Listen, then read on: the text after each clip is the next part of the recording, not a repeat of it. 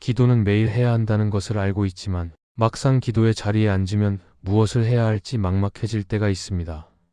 말은 하고 있는데 마음은 흩어지고 시간을 들였는데도 기도를 잘한 것 같지 않은 느낌이 남을 때도 있습니다.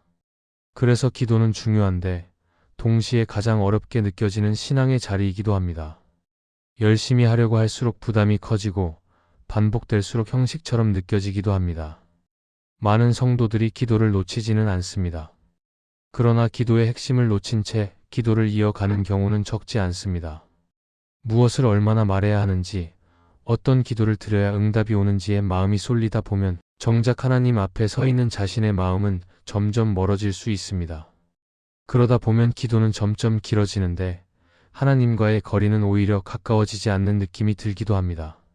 오늘은 가장 쉽게 놓치지만 결코 놓쳐서는 안 되는 기도의 핵심입니다. 첫째, 기도의 핵심은 말의 양이 아니라 하나님 앞에 머무는 마음입니다.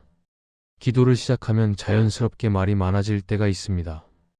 해야 할 말이 많고 설명해야 할 상황도 많으며 하나님께 꼭 전해야 할 내용이 계속 떠오르기 때문입니다. 그래서 기도는 점점 길어지고 마음은 바빠집니다. 그런데 기도를 마치고 나면 하나님 앞에 잘 머물렀다는 느낌보다 말을 다 하고 나왔다는 느낌이 남을 때도 있습니다.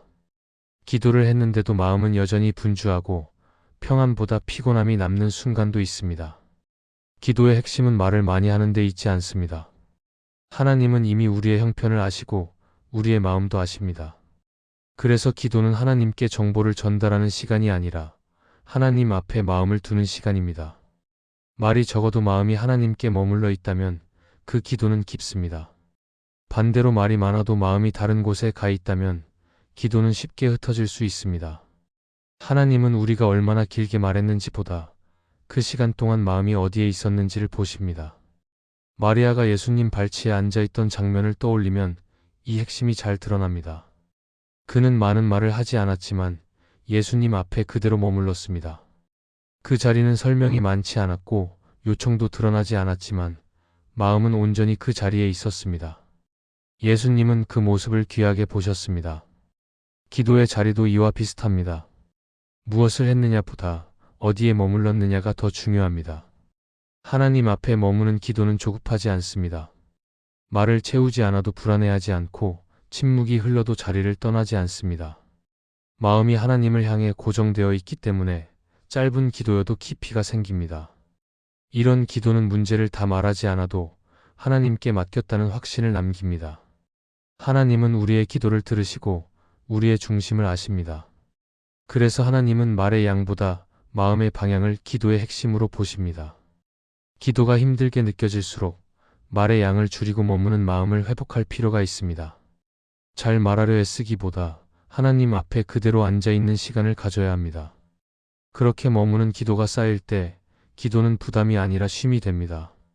말이 많지 않아도 하나님 앞에 머무는 마음이 있을 때 기도는 가장 중요한 자리를 회복하게 됩니다. 둘째, 기도의 핵심은 답을 찾는 것이 아니라 하나님을 찾는 것입니다. 기도를 하다 보면 자연스럽게 답을 찾게 됩니다. 이 문제를 어떻게 해결해야 할지, 언제 상황이 바뀔지, 무엇을 선택해야 할지 마음속 질문이 계속 떠오릅니다. 그래서 기도는 점점 답을 얻기 위한 시간이 되기 쉽습니다. 기도하는 동안에도 마음은 계속 계산하고 하나님 앞에 나와 있으면서도 시선은 결과를 향해 가 있습니다. 그러다 보면 기도는 하나님을 만나는 자리가 아니라 답을 기다리는 자리로 바뀌기도 합니다. 그러나 기도의 핵심은 답을 찾는 데 있지 않습니다. 하나님은 우리가 찾는 답보다 하나님 자신을 먼저 찾기를 원하십니다. 답은 시간이 지나면 바뀔 수 있고 상황에 따라 달라질 수 있지만 하나님은 변하지 않으십니다. 그래서 기도는 무엇을 얻을지를 정리하는 시간이 아니라 누구를 붙들고 갈지를 다시 확인하는 시간입니다. 하나님을 찾는 기도는 결과가 아직 보이지 않아도 흔들리지 않습니다. 사무엘의 부르심을 떠올리면 이 차이가 분명해집니다. 그는 처음에 무엇을 해야 할지 알지 못했고 분명한 답도 없었습니다. 그러나 그는 소리를 따라 움직이며 하나님 앞에 섰고 그 자리에서 하나님을 만났습니다. 그 만남 이후에 방향이 열렸고 해야 할 일이 분명해졌습니다. 답이 먼저 주어진 것이 아니라 하나님을 찾는 마음이 먼저 자리 잡았던 것입니다. 기도도 이 순서가 중요합니다. 답을 찾는 기도는 조급해지기 쉽습니다. 빨리 결론이 나와야 마음이 놓이고 변화가 보여야 기도가 이어집니다. 반면 하나님을 찾는 기도는 속도가 느려도 괜찮습니다. 하나님이 함께 계신다는 사실이 분명해지면 답이 아직 없어도 마음은 안정됩니다. 하나님은 우리의 기도를 들으시고 우리의 마음을 아십니다. 그래서 하나님은 우리가 어떤 답을 원하는지 보다 하나님을 얼마나 찾고 있는지를 보십니다. 기도의 중심이 하나님께로 옮겨질 때 기도는 훨씬 단순해집니다. 모든 문제를 다 풀어놓지 않아도 되고 모든 질문에 답을 얻지 않아도 괜찮아집니다. 하나님을 찾는 마음이 분명해지면 기도는 불안한 탐색이 아니라 신뢰의 시간이 됩니다. 답은 그 다음에 주어질 수 있습니다. 그러나 하나님을 찾는 기도가 먼저 회복될 때 우리는 답이 없어도 하나님과 함께 걸어갈 수 있게 됩니다. 셋째, 기도의 핵심은 하나님 앞에 솔직해지는 것입니다. 기도를 하다 보면 어느 순간부터 마음을 그대로 내어놓기보다 정리된 말만 골라 하게 될 때가 있습니다. 이렇게 말해야 할 것 같고 이 정도는 숨겨야 할 것 같아서 기도 속에서조차 자신의 마음을 한 번 더 다듬습니다. 그러다 보면 기도는 점점 바른 말로 채워지지만 정작 마음 깊은 곳에 있는 감정은 하나님 앞에 닿지 못한 채 남아있게 됩니다. 겉으로는 단정해 보이지만 기도를 마친 뒤에도 마음이 가벼워지지 않는 이유가 여기에 있을 수 있습니다. 그러나 기도의 핵심은 잘 정리된 말이 아니라 숨기지 않는 마음에 있습니다. 하나님은 우리가 어떤 말을 선택하는지를 통해서만 우리를 아시는 분이 아닙니다. 이미 우리의 생각을 아시고 말로 표현되지 않은 감정까지도 아십니다. 그래서 기도는 하나님께 보여드리기 위한 시간이 아니라 하나님 앞에서 마음의 문을 여는 시간입니다. 괜찮은 척하지 않아도 되고 믿음이 단단한 모습만 꺼내지 않아도 됩니다. 지금 느끼는 그대로 하나님 앞에 서는 것이 기도의 시작입니다. 다윗의 기도를 떠올리면 이 솔직함이 얼마나 중요한지 자연스럽게 드러납니다. 그는 기도 속에서 늘 정돈된 고백만 올려드리지 않았습니다. 기쁠 때는 기쁜 마음을 그대로 말했고 답답할 때는 답답한 마음을 숨기지 않았습니다. 억울함과 두려움, 이해되지 않는 마음까지도 하나님께 솔직하게 올려드렸습니다. 그 솔직함 때문에 그의 기도는 살아있었고 그의 신앙은 형식에 갇히지 않았습니다. 하나님 앞에 솔직해질 때 기도는 부담에서 벗어나기 시작합니다.